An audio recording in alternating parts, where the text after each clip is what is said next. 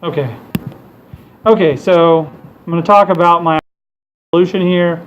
Um, all I did was, this is actually more similar to the way that you would really do it if it was just numbers. Because what we're doing is adding it all up as a running total in a loop. Okay? But we can't create a brand new empty array up here. We can't do it. So as an alternative to that, what we can do is find out if this is the first time through the loop and initialize the total array here. So each time through the loop, total array needs to be added to itself plus the new array, except for the first time through, it just needs to be the array. So this line I added, you'll need to add it. I mean, you might have already added it to your code. But then this code is an alternative to doing the eval statement later. Okay? Now, this runs, I already tested it, this runs slower than using the eval statement, but not by much.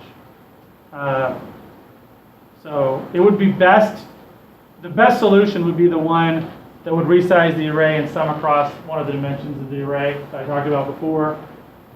But that would take a little bit more me diving in to figure out how to do that without that new command. So anyway, this does it, line by row, array by array. So it takes the first array and it adds it to the second array. That's the first thing it does right here. And then the next time through the loop, it takes that running total and it adds it to the third array. Then the next time through the loop, it takes that running total and adds it to the fourth array and just keeps going. And I tested this to make sure that it works by looking at the sum each time through the loop, but I erased that. But let me add that back in real quick. So if I said import numpy as np, lots of people do that because it's just shorter. If I did np.sum tot array, no, sorry, it's just tot array.sum. Tot array tot r.sum, and I printed that. But it takes a little while to actually print. And then the other thing I need to do is make my workspace the same for this computer, on this computer, as it is on my, it's not the same as it is on my computer. So I'm going to run this, and each time through the loop, you'll see tot array, you should see tot array changing its size. That's what I had on my computer.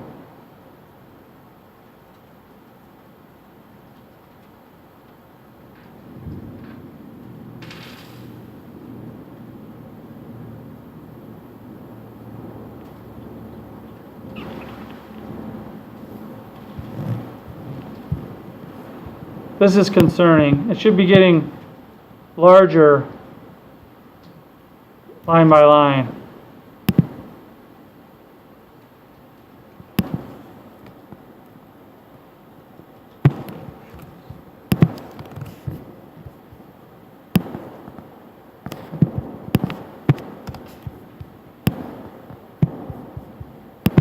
Let's make sure that it's getting into that.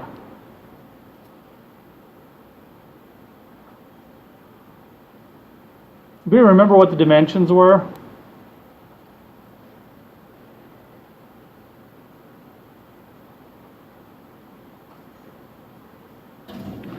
How big is this data set?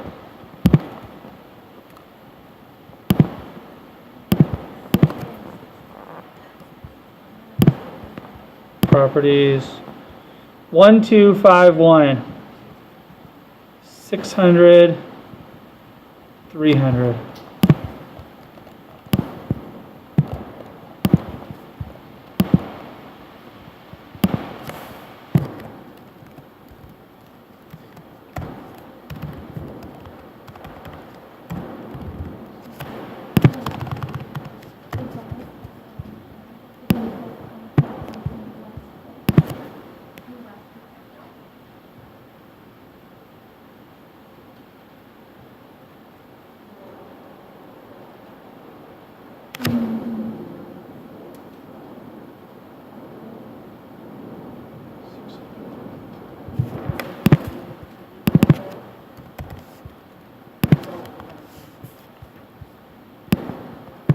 United States. So that's the region's name.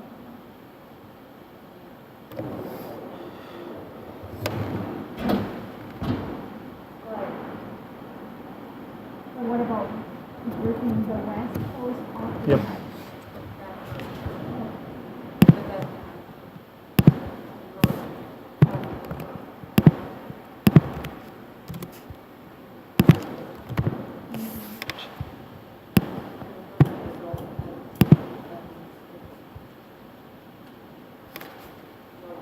West Coast is always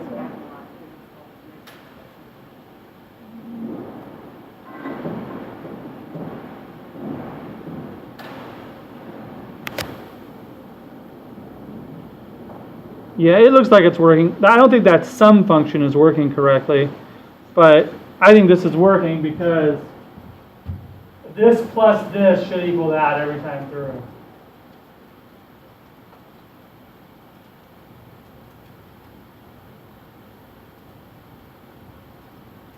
Two 1957 plus 20 should equal, actually should be bigger than that, right?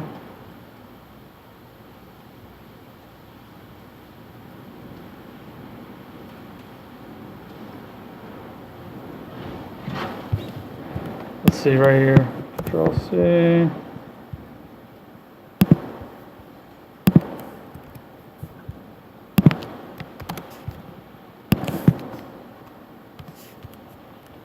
Two 20994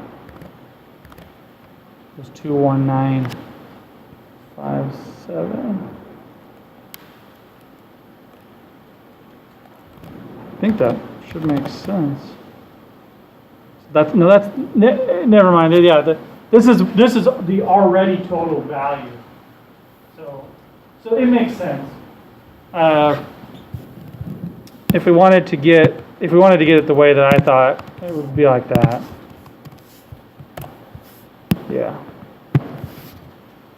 So now they'll add up like I said, because it's before the next total.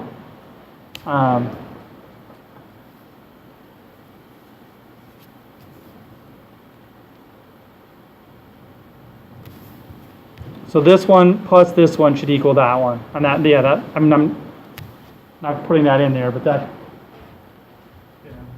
3 plus 4 is 7. Yeah, that's 94. Yeah, that's right. 9 plus 5. I mean 9. Yeah. 5 plus 9. That would work. It would be 14, and then 1. 4 plus 4 plus 1 would be 9. That works. It is working. I don't think that sum function is working because the numbers are so big. So that wasn't a good way to test it. But this worked. That tested it correctly, and these are the right numbers. So this function works, and I'm going to stop it, and I'll